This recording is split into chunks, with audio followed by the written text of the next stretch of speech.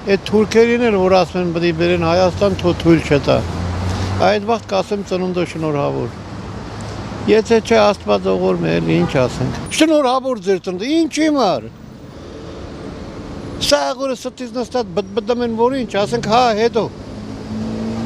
Ոչ բանը չունեմ ասելու, դեռ ինչ ասեմ, եթե կա բան ասելու, կարամ ասեմ, ոչ վախենում, ոչ մտածում եմ։ Առանձնատը գոշումը։